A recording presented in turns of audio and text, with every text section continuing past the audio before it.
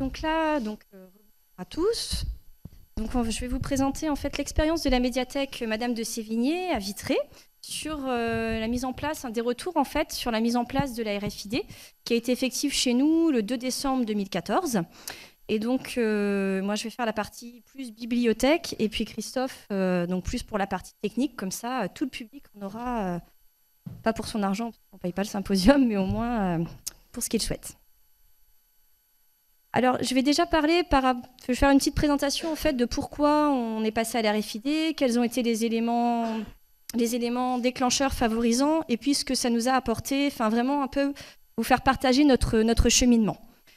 Donc les éléments déclencheurs et ou favorisants, donc on avait un matériel antivol et un lecteur de code barre obsolète qui commençait vraiment à partir en lambeaux. On était rendu avec du scotch en fait pour maintenir le lecteur de code barre. Un petit peu la honte. Donc on savait bien aussi qu'il y avait besoin de changer ce matériel. Voilà, un mobilier vieillissant. Et on avait aussi besoin de réaménager notre hall d'accueil qui du coup était pas du tout accueillant. En plus, c'était assez petit. Donc on avait vraiment une surface limitée. Ce qu'on souhaitait aussi, c'est vraiment avoir une nouvelle relation avec notre public. C'est toujours mieux aussi quand on est debout que quand on est à la distance du bureau. Et puis, on avait de la chance, on avait Koha qui pouvait supporter la technologie RFID. On avait aussi beaucoup de saturation, c'est-à-dire qu'on fait 314 000 prêts par an. On avait vraiment besoin d'augmenter nos capacités de transaction, de ne plus avoir des files d'attente à répétition, dans les escaliers, etc. Scanner des codes barres, ce n'est pas le plus intéressant pour un bibliothécaire. Donc on voulait aussi réduire ces échanges qui n'ont pas vraiment de valeur ajoutée pour privilégier la médiation. Donc améliorer notre relation avec le public et développer vraiment le conseil, être beaucoup plus présent dans les espaces. L'idée aussi, c'était de favoriser l'autonomie des usagers et donc aussi de répondre à une demande de discrétion vis-à-vis des emprunts, puisque même si nous, bien sûr, on ne fait pas forcément attention au nombre de personnes qui passent à ce que le lecteur X emprunte, pour lui, ça peut être et sans doute une importance que nous, on voit ce qu'il emprunte. Donc ça, on souhaitait aussi répondre à cette attente-là, qui n'était pas forcément formulée, mais bon. Alors, notre calendrier. En mars 2013, on a eu les sous, adoption du projet et inscription budgétaire pour l'année d'après. Entre-temps, on avait un petit peu anticipé, on avait été voir des collègues, on avait appelé des collègues de Rennes qui étaient déjà en RFID. En juin 2013, on a monté le projet, on a commencé à monter le projet pour en juillet rédiger l'appel d'offres et le lancement de la consultation. Le montage du projet, ça a été aussi très important pour nous de le faire avec notre service juridique, bien sûr, pour les marchés, mais en incluant les services informatiques. Je dis les services informatiques parce que la médiathèque est une médiathèque municipale et par contre, le réseau, la gestion du réseau est assurée par l'informaticien de Vitré Communauté, de la communauté d'agglomération. Donc on a intégré tout de suite dans toute la partie technique de la rédaction du marché les deux informaticiens concernés. Donc fin septembre, c'était la fin pour les réponses au marché. En décembre, on fait notre choix, NEDAP. Et puis de février à octobre, on va encoder les documents. Donc on a à peu près 100 000 documents. Et donc on a fait le choix d'encoder une journée par semaine sur cette période-là et d'être fermé au public, donc une journée seulement. Et on a fermé 5 semaines d'octobre, dernière semaine d'octobre et novembre 2014 pour tous les travaux que vous imaginez, réaménagement, câblage, voilà. Et surtout paramétrage des automates. La fameuse question qui va nous occuper tout à l'heure. Pour le 2 décembre, youpi, on ouvre et ça marche. Donc on a vraiment passé une année où on a tout stoppé au niveau de nos animations. On a fait vraiment que de la RFID, que de l'encodage et du désherbage, parce qu'on ne voulait pas coller des étiquettes sur des bouquins on avait pris du retard au niveau du désherbage. On a fait le choix de l'encodage de l'ensemble des collections en interne. Si un jour vous souhaitez passer à la RFID, se posera la question, est-ce qu'on fait appel à un prestataire? Est-ce que vous demandez à NEDAP ou à Idens maintenant de vous envoyer du monde pour faire l'encodage, ou est-ce que vous le faites en équipe? Nous, on a fait ce choix-là pour une question de coût, même si y a le coût du personnel que nous sommes. Mais ça nous a permis de maîtriser l'encodage et puis de pouvoir nous familiariser aux problèmes qu'on pouvait après rencontrer à l'automate. De ne pas être démunis face aux gens qui vont dire « Ah, ça ne marche pas, il met tel message, tel truc ». Donc, on pouvait dire « Ah, bah attendez, voilà, c'est peut-être une erreur d'encodage ou on sait pour quelle raison, d'où ça peut venir ». Et on a quand même recruté 2 personnes en renfort durant 6 semaines. Alors pour la cohésion d'équipe, petite parenthèse, l'encodage, ça permet une cohésion d'équipe parce que tous les jeudis, on était enfermés dans une salle à 10. Donc forcément, c'est pas très fun, hein, l'encodage. Donc ça nous permet de discuter, d'échanger. Et après, ça se ressent aujourd'hui en fait dans toutes les actions d'animation ou d'échange qu'on peut avoir de manière transversale. Ça, c'est un petit point important. Les conditions externes pour que ça réussisse. Alors bien sûr, l'anticipation. Avoir les retours d'expérience de Colette sur le fonctionnement en mode RFID, en particulier avec COA. Et là, merci le symposium. En 2013, j'avais beaucoup échangé avec la collègue de Montauban et puis d'autres. Sylvain, tu étais là aussi, on en avait parlé. Donc voilà, ça permet de savoir comment ça se passe ailleurs et de pouvoir solliciter les collègues après. J'insiste vraiment aussi beaucoup sur les services informatiques. Notre service informatique ont été vraiment très à l'écoute et coopérants. Je sais que des fois, ça peut être compliqué dans certaines collectivités. Et nous, on a vraiment eu cette chance-là d'avoir vraiment un accompagnement. Et puis, les sociétés de maintenance qui ont été là, vraiment disponibles, qui ont toujours été à l'écoute, à la recherche de solutions, et très important, qui savent communiquer entre elles. Enfin, on s'est souvent au téléphone avec Christophe pour Biblibre et Jackie de NEDAP. Et voilà, franchement, ces deux sociétés ont bien communiqué et avec nous et entre elles. Ça, c'est important de le souligner. Ça évite beaucoup de stress pour la personne qui est entre les deux. Les conditions internes, on retrouve l'anticipation vis-à-vis des élus et de l'équipe. Très important, le management participatif. Il faut vraiment que toute l'équipe s'approprie le projet. Nous, on n'a eu aucune réticence dans l'équipe, donc c'était déjà bien. Et on a tous été associés au niveau des responsables d'espace, de secteur, aux choix structurants. Donc ça permet après de mieux faire passer les choses. Toute l'équipe a catalogué, de la responsable, même à la personne qui s'occupe de l'entretien chez nous. Donc voilà, ça a été vraiment, vraiment important. Et on est tous montés en compétences et en polyvalence, de par la formation à l'encodage. Et en fait, on a souhaité que tout le monde ait le même niveau de formation. On va tous à un moment ou un autre de la semaine au poste d'accueil, vraiment dans le hall. Donc on doit tous être en mesure de répondre à un problème que rencontre l'usager. Alors, ce qu'on a fait aussi, on a adapté et simplifié notre fonctionnement. Ça nous a permis de mettre à plat beaucoup de choses et d'utiliser certains modules de COA qu'on n'utilisait pas avant. Je pense notamment aux suspensions et toutes les règles de circulation. Nous, on n'a pas choisi les amendes, ça c'est une décision d'élu. On fait les suspensions de prêt. Et là, le fait de les appliquer de manière automatique, parce que voilà, c'est l'automate. La question a été posée clairement aux collègues. Est-ce qu'on reste à un système très souple où nous, on rajoute juste un jour de suspension, quelle que soit la durée du retard, ou alors vraiment on applique des règles plus strictes? Et ça s'est posé dans le sens, est-ce que les automates, en fait, si on reste très souple, les automates vont nous servir à rien, puisque les gens seront obligés de venir nous voir pour qu'on ait cette souplesse. Donc du coup, on est passé à plus de rigueur, et ça marche. Et les grands retards, vraiment, ont baissé. Quand les gens se rendent compte qu'ils ne peuvent plus emprunter à partir d'un certain temps, ça les motive pour ne pas recommencer. On a lissé la durée des prêts pour les différentes catégories d'usagers, que tout le monde ait la même durée, que ce soit une école, un particulier, un enfant, etc. On a vraiment arrêté la gestion des cas particuliers, alors ce qui peut paraître dur au départ, mais qui nous simplifie vraiment la tâche.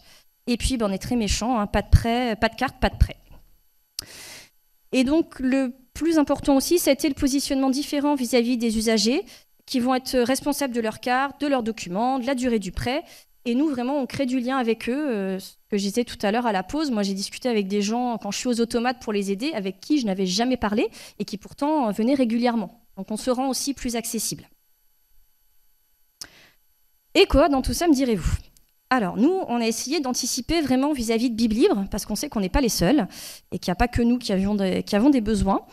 Donc, on les a informés vraiment très tôt de notre calendrier, pour s'assurer justement de la disponibilité de l'équipe dans des moments clés, que ce soit le paramétrage des platines. Bon, la dernière, j'ai oublié de déclarer son identité à Christophe, donc elle ne marchait pas.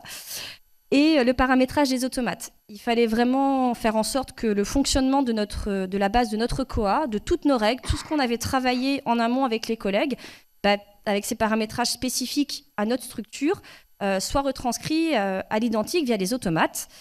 C'est ça qu'on a dit bienvenue au serveur CIP2. Je précise aussi ici que nous sommes hébergés en local, en fait, dans les serveurs de Vitré Communauté et que nous bénéficions de la fibre optique. Alors, les automates et leur langage. Alors ça, c'était mon gros stress, c'était ma grosse panique. Comment va parler l'automate ? Je respecte, pour moi, les messages qui serait émis par l'automate serait la clé de voûte vraiment du succès du passage à la RFID. Parce que si l'automate ne vous parle pas bien, les lecteurs ne vont pas s'approprier l'outil. Donc en juin 2014, on avait demandé à NetApp de nous prêter un automate de test. Et là, donc c'est le drame. Koa me parle en anglais, en valeur codée. Quand il ne veut pas un prêt, il me dit motif 1 ou des trucs que je ne comprends pas. Et donc là commencent nos échanges avec Christophe. Alors j'ai regardé le ticket Mantis sur les messages. Je crois qu'on était rendu à 114, une centaine, ouais, 120 tickets rien que pour les messages. Voilà. Alors en mi-octobre, donc comme on a fermé, on s'est rendu compte donc de juin que les automates parlent en anglais. On s'est dit bon, on va attendre octobre pour voir un petit peu tout ça. Donc là, le travail qu'on a fait en amont avec mon collègue avec qui je travaille en binôme sur Koa, ça a été vraiment de recenser de manière précise tous les cas de figure, tous les types de messages que l'automate serait susceptible d'envoyer. Donc quand l'automate envoie des messages, il y a, pour ceux qui ne sont pas équipés en RFID, il envoie 2 types de messages. Il va avoir un premier message généré par NetApp, par l'automate en lui-même, et puis le deuxième message qui va être généré par le SIGB, en l'occurrence Koa. Donc on a fait un listing, on a pris une carte, on s'est fait plein de tests, des cartes enfants, des cartes collectivités, prêter des DVD, etc. Et là, vous avez un extrait, par exemple, donc en octobre, quand je faisais un retour sur l'automate d'un document qui était réservé par un autre lecteur. Donc le premier message de NetApp, il me mettait information sur ce document. Et puis, il me mettait en dessous, ce document présente un défaut non spécifié, consultez la banque d'accueil pour résoudre ce problème. Ça ne parle pas beaucoup. Et en dessous, Koa, rien du tout. Donc, il n'y avait pas de message comme quoi il s'agissait d'une réservation, ce qui n'allait pas donc inciter le lecteur qui rendait son document à venir nous voir. Enfin, il va venir nous voir, les gens ne lisent pas forcément les messages, donc il ne serait peut-être pas venu nous voir, et puis voilà. Et on a fait ça vraiment pour tous les cas de figure. Donc les petits codes que vous voyez, c'est des chaînes. On en parlera tout à l'heure. Voilà. Enfin, c'est des chaînes, voilà, pour qu'ils se repèrent, pour que NetApp et BibLib se repèrent. À chaque fois, on montait la chaîne qui permettait de savoir de quoi ça parlait. Voilà. Et quand je disais que Koa parle en anglais, c'est pareil. On avait fait, nous par exemple, au bout d'un certain temps, on ne peut pas prolonger un document. Donc, quand le document a déjà été renouvelé 2 fois, ou qu'il est réservé, ou que c'est une nouveauté, les lecteurs ne peuvent pas les prolonger. Donc NetApp nous mettait problème avec le prolongement du prêt. Donc nous, on avait mis modif à voir parce qu'en fait, les messages de NetApp, on a vraiment la main dessus, donc on pouvait les intituler comme on voulait. Et voilà. Et puis Koa, voilà, je m'épargnerai le ridicule de parler en anglais, mais voilà, il nous mettait 2 messages en anglais et là, panique. Donc en novembre 2014, on a fait des échanges quasiment au quotidien, je dirais presque, avec Christophe. Et aussi l'équipe, donc avec mon collègue, on a fait tous les tests. Et puis avec les référents NetApp en complément, parce que c'était important que tout le monde puisse intervenir. Je ne développe pas plus la partie des messages. Pour les informaticiens et techniciens, c'est la partie de Christophe qui le dira beaucoup mieux que moi. Ce qui me semble, moi, à retenir, et ce qui nous a peut-être surpris au départ, c'était les limites de Koa dans la transmission de messages. Donc ça, Christophe vous l'expliquera beaucoup mieux que moi. Parce que nous, on voulait faire tout dire à l'automate. Voilà, vous ne pouvez pas emprunter, renouveler, parce que c'est déjà renouvelé 2 fois, ou parce que, ça, on a réussi à le corriger, mais on voulait vraiment faire tout dire à l'automate, et vraiment, NetApp nous a dit, voilà, les gens ne lisent pas, donc ne vous enquiquinez pas à vouloir faire tout dire, aller trop dans le détail, voilà, parce que de toute façon, ça servira à rien. Il faut penser aussi donc, à faire le choix de messages génériques pour des situations qui vont être différentes et dont le résultat est le même.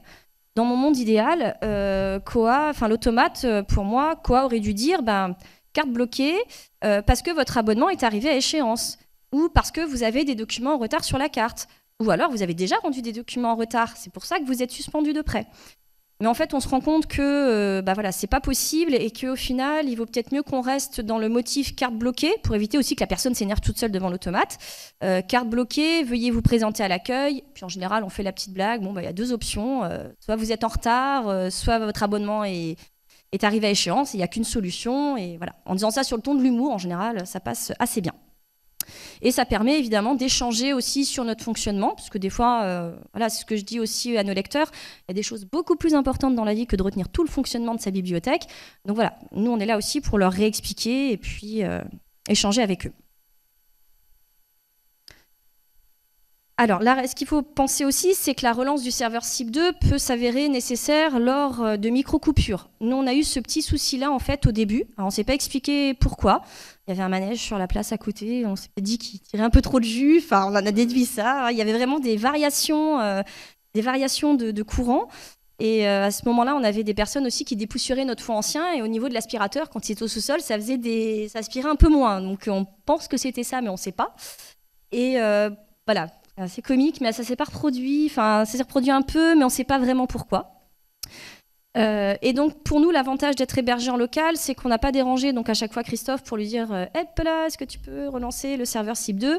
Voilà, on se contentait d'un coup de fil à notre informaticien préféré qui se chargeait vite fait de le faire parce qu'il nous voyait, il nous sentait bien en panique. Et puis là, par rapport au public, en fait, les publics réfractaires, en fait, ce ne sont pas forcément ceux que l'on croit. Le jour où vous passerez peut-être en RFID, vous allez vous dire il va falloir que j'accompagne un public peut-être âgé, de retraités, qui va être plus réfractaire. Eh ben non, eux ils lisent les messages, ils s'inquiètent voilà, de l'impact que ça peut avoir sur nous au niveau du personnel par exemple. Nous, notre poste, il était déjà supprimé, on avait déjà perdu un poste 1 an avant le passage à la RFID, donc on leur a dit c'est fait. Donc la RFID va nous permettre de pallier ce manque. Le public réfractaire, ce qui nous a beaucoup étonné, ça va être la jeune mère de famille avec ses enfants, qui avant en fait posait ses documents devant nous, et puis fait le tri, et qui là doit gérer ses enfants, l'automate, les règles de prêt parce qu'elle met 3 DVD alors que c'est que 2, et voilà, c'est vrai que c'était assez surprenant parce que c'est des gens, voilà, des personnes d'une génération qui, pour moi, sont quand même habitués à tout ce qui est technologie, et puis non, c'est ceux-là qui ont été un peu plus réfractaires, mais qui ne le sont plus maintenant. Alors, ce que je pourrais dire en conclusion pour la partie vraiment plus bibliothéconomique de mon côté, nous, on n'a aucun regret. Là, ce sera à refaire, on repart, même si ça a été une année très difficile, 2014, parce qu'on a fait que du désherbage et de l'encodage, c'était loin d'être fun, mais vraiment aucun regret pour le résultat. Ça a vraiment changé notre rapport aux gens. Ça, c'est très important, quand on est debout, quand on est face aux gens, on peut échanger plus facilement, on est vraiment plus disponible pour les renseignements. Et on a aussi donc du coup gagné du temps de travail en interne, ce qui nous permet de faire plus de choses à côté, des choses plus intéressantes. On propose des animations pendant les vacances scolaires très régulièrement, ce qu'on ne faisait pas avant, parce qu'il fallait qu'on soit nombreux à l'accueil. Maintenant, 1 personne, voire 2, on dégage 1 personne pour les animations et c'est bon. Ce que vraiment la RFID nous a permis aussi, c'est de proposer par exemple les jeux vidéo.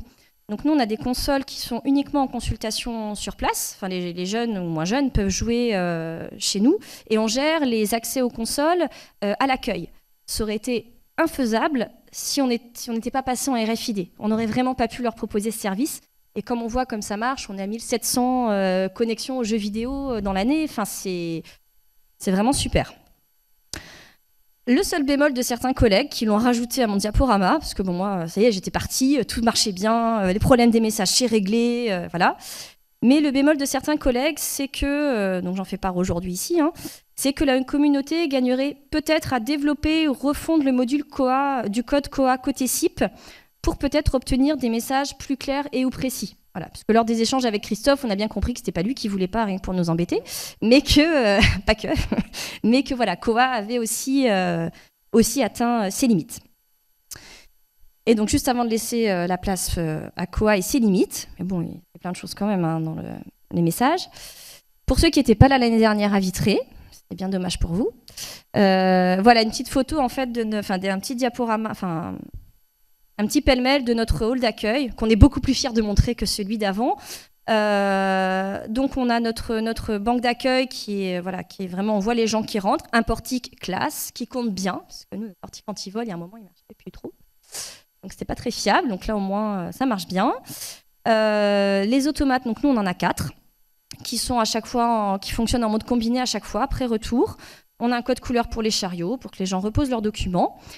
Et l'avantage du réaménagement de ce hall d'accueil qui est à la base quand même très étroit, enfin très petit, on a quand même réussi à faire un petit salon pour que les gens puissent s'installer, se poser en attendant que les enfants fassent leur prêt, etc. Et ce que vous voyez en vidéoprojection derrière, on a un petit Prezi en fait qui est vidéo projeté en continu avec toutes nos animations. Comme ça, pour faire patienter les gens, ils ont la page télé, la page de pub. Voilà, je vous remercie.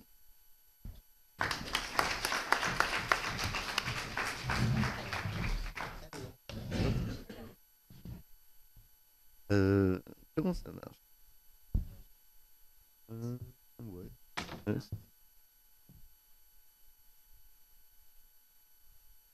Oui, les ordinateurs, ça fait fermé. Voilà.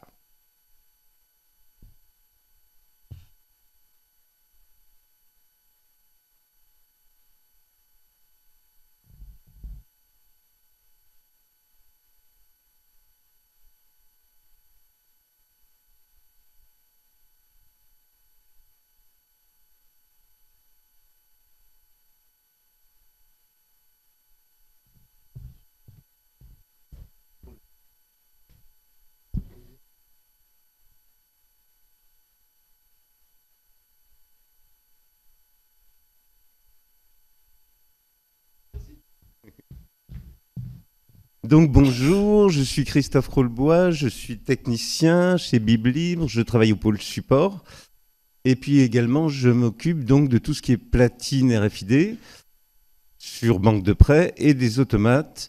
Donc là aujourd'hui je vais parler que de ce qui concerne les automates, on va laisser de côté les platines RFID.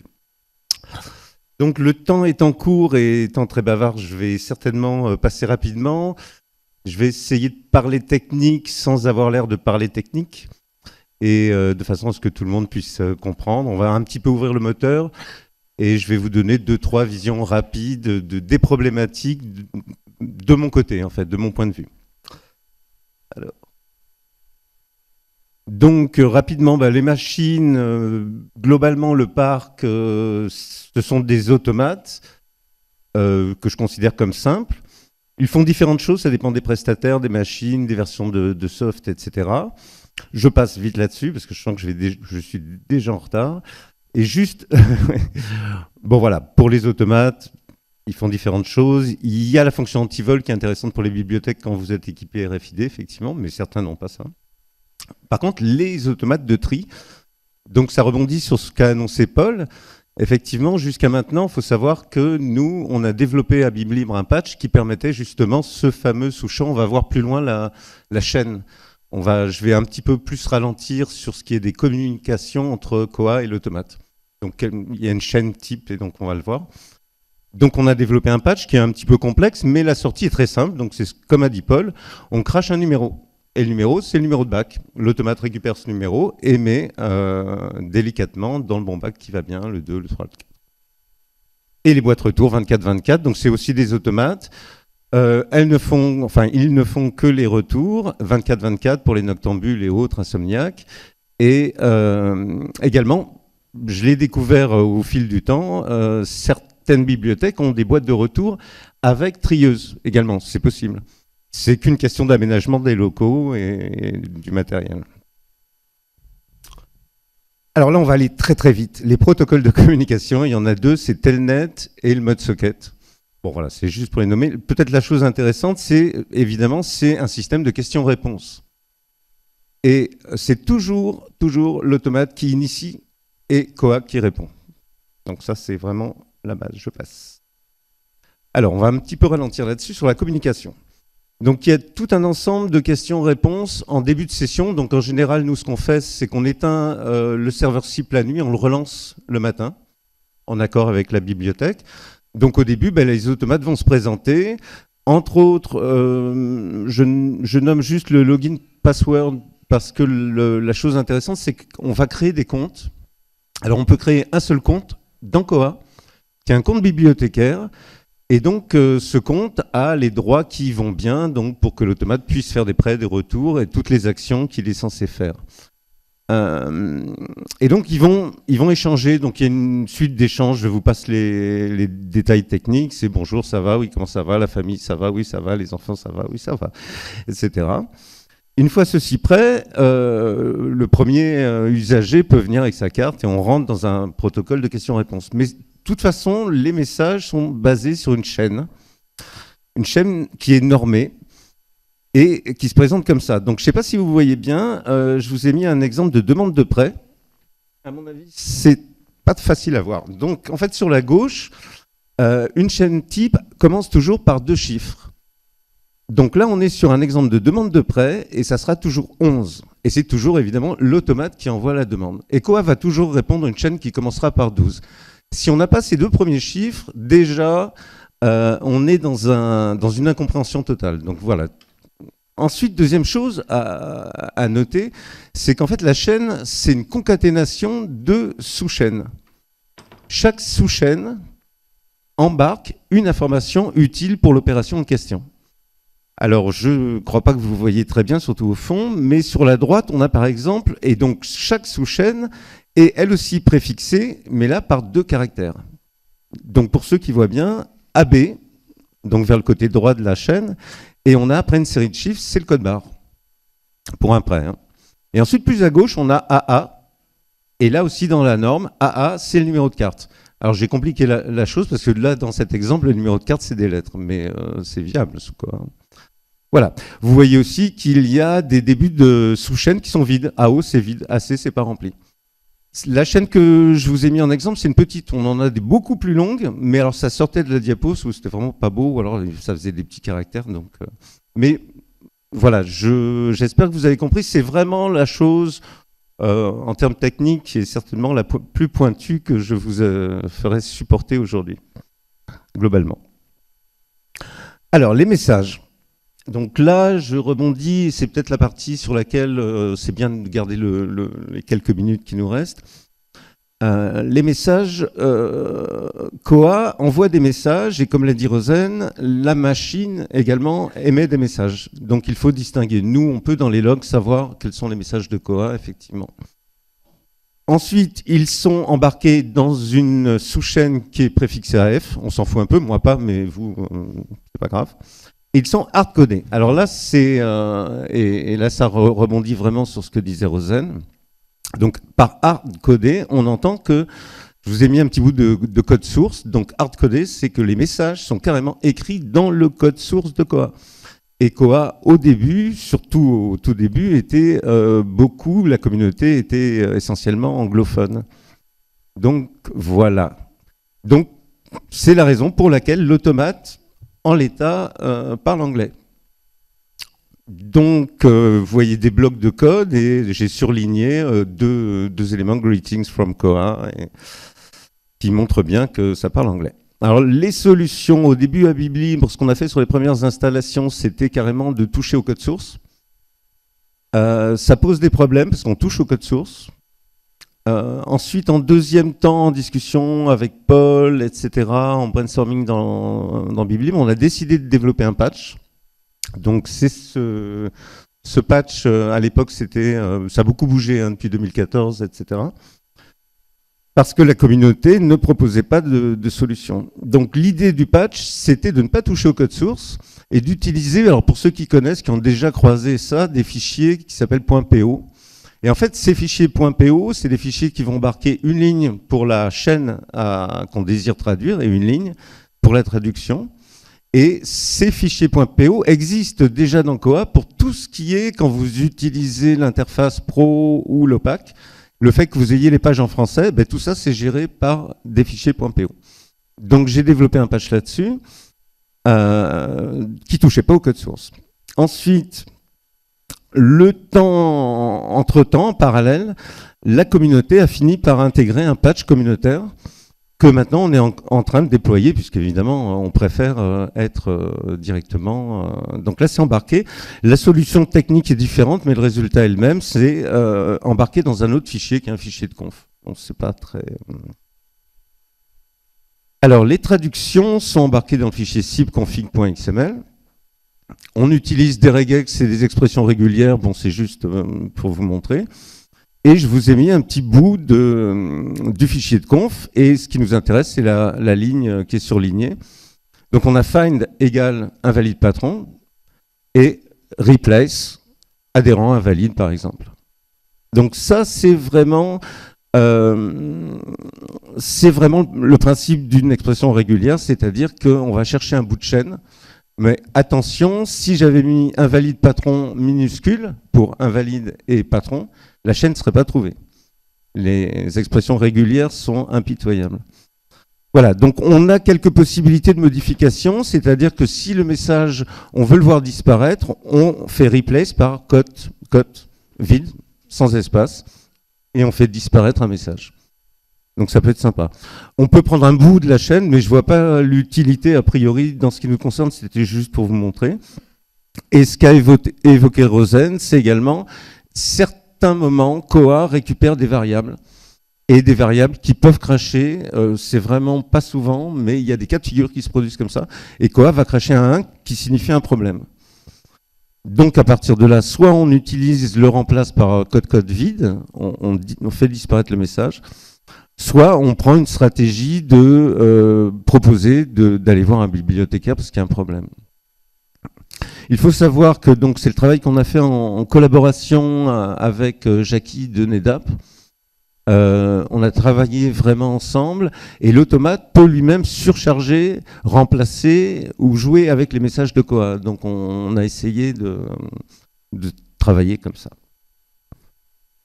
Donc la première ligne, ça c'était, mais ça le fait à tous les coups, hein. C'est-à-dire que quand l'automate est bien paramétré, quand moi j'ai bien fait mon travail, on branche, ça marche. Donc là on est content. Après il faut régler.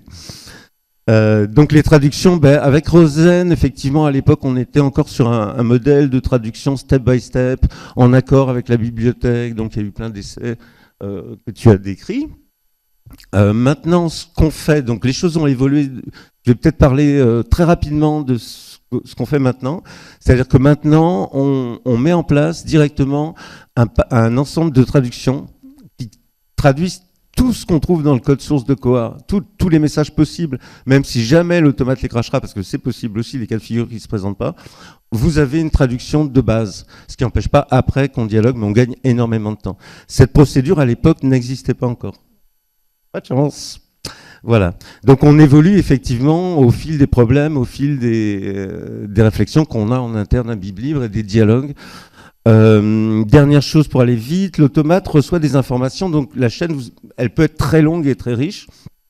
Je vous ai mis un exemple, une suite de chiffres qu'on divise par 4 et chacun concerne une information sur un sujet, par exemple hold items count, et là il y en a un. Donc là l'automate a l'information. Par contre c'est pas dans le champ F. Le champ F c'est vraiment Koha dit ce message, ça serait bien de le mettre à l'écran pour l'usager. Mais si après le prestataire est capable, lui il sait qu'il y a un exemplaire en prêt. Donc il peut l'afficher éventuellement. Je suis tout à fait d'accord sur le bémol en fin de diaporama, c'est perfectible. De toute façon, tout soft est perfectible. Et Koha continue d'avancer son chemin. Donc je pense qu'il y a beaucoup de choses encore qui vont évoluer au niveau des traductions. Mais c'était surtout pour vous montrer que c'est hard-codé et que moi, à mon niveau en tant que technicien, je peux transformer un message. Alors l'exemple que je vous ai donné de faire disparaître un message, on l'utilise par exemple pour Greetings from Koha, Koha envoie ça au début. En français, bonjour, Koha vous dit bonjour, salutations de Koha.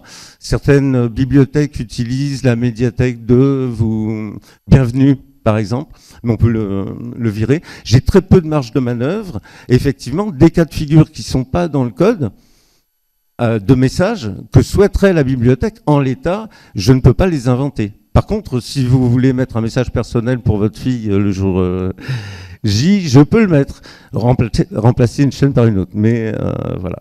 Et j'insiste pour finir sur le travail collaboratif.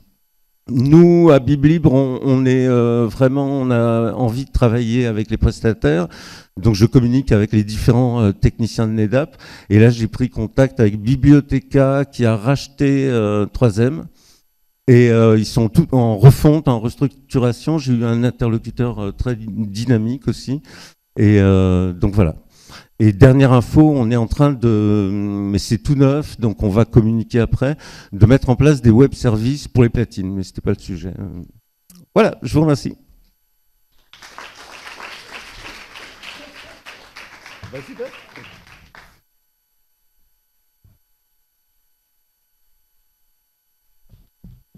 y a une ou deux questions, pas plus.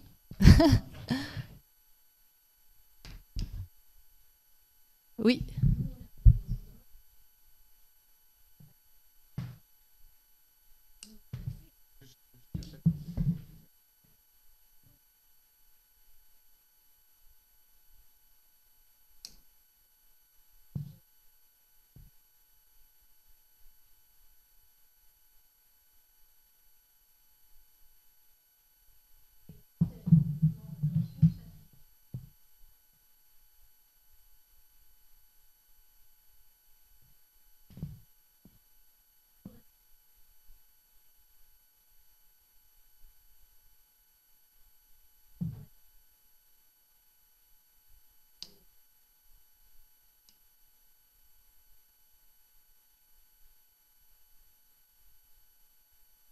On n'a pas ce problème-là parce qu'en fait, si je rends un document, le dernier Coben qui a été réservé par Madame X, en fait, je vais faire le retour.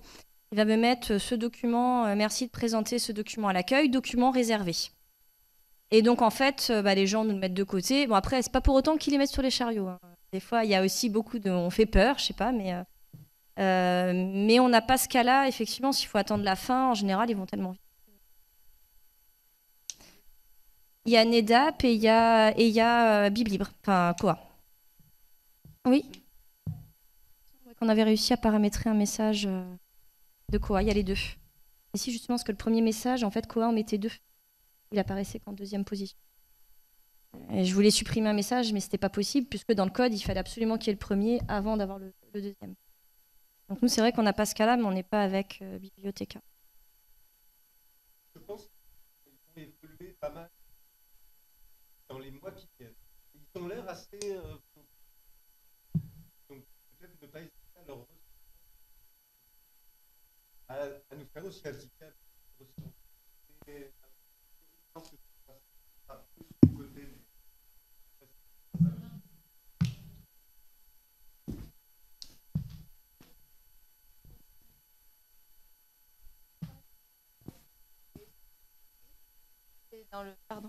Comme c'était hard-codé, on ne pouvait pas créer un message, on pouvait le traduire, oui. On pouvait le rechercher, mais le créer de rien, ce n'était pas possible. Enfin, c'était ça nos échanges. Donc oui. Voilà, moi c'était ça ma demande par rapport à quoi. Que j'ai dit précédemment, c'est-à-dire effectivement en l'état, sinon développé, mais là on touche au code source, et donc en l'état, si dans le code source, ce cas de figure n'émet pas de message, moi à mon niveau technique, je ne peux pas intervenir. Pas en tant que développeur, je peux faire un développeur, mais ça passe dans un autre. Mais il y a quand même un bon indice, il faudrait que je refasse. Oui. Mais vu que Kérosène, on a fouillé dans ces cas de figure, parce que moi, en fait, pour débugger, toutes les chaînes que je les vois passer. Et pour moi, c'est de la poésie. moi, c'est petit chinois encore. Voilà. Donc, je peux savoir, en plus, à telle heure, je cherche des familles, je regarde, et je vois le champ AF. Donc, effectivement, s'il n'apparaît pas à l'écran de maths, et que toi, envoyé, c'est vraiment un problème. Donc, il y a peut-être une possibilité. Je vous évite de recommuniquer avec la bibliothécaire, et même de me pinguer, un petit peu, on en parle. D'accord. Alors, ce qui marche bien aussi, quand nous on a eu des petits problèmes au niveau des micro-coupures, je vous disais au début, et ce qu'on faisait justement, ce qu'expliquait Christophe, pour voir eux ce qu'ils comprennent et ce que moi je ne comprends pas, mais que je reste regarder quand même, dans l'espoir un jour de comprendre, on faisait des conférences téléphoniques, c'est-à-dire qu'on se mettait donc avec c'est Pierre Dupont de NetApp et Christophe, on prenait rendez-vous et on était tous les trois ensemble au téléphone. Donc moi je faisais la potiche devant l'automate, puis eux ils regardaient ce qu'il y avait dans le code. Mais c'est vrai que cet échange-là à 3, quand on peut vraiment échanger tous ensemble, on gagne du temps déjà. Moi, retranscrire ce que va me dire Christophe à Pierre, à NetApp, il va y avoir une perte d'information. Si eux se parlent entre eux, ils vont faire des choix pour que ça marche, mais du coup, moi, j'aurais jamais compris pourquoi ça marchait pas, et j'aurais pas compris que tel code peut, qu'il y a une chaîne et j'aurais pas l'explication, même si il faut me réexpliquer à chaque fois, mais au moins ça va finir par rentrer. Donc c'est vrai que ces échanges, quand on peut les avoir de manière simultanée, on gagne un temps fou, et je pense que même pour vous, c'est peut-être plus appréciable aussi parce qu'on travaille ensemble, quoi. Et on gagne vraiment du temps et de l'énergie, et c'est rassurant pour les bibliothécaires qui ne maîtrisent pas cette partie-là, en fait. Merci.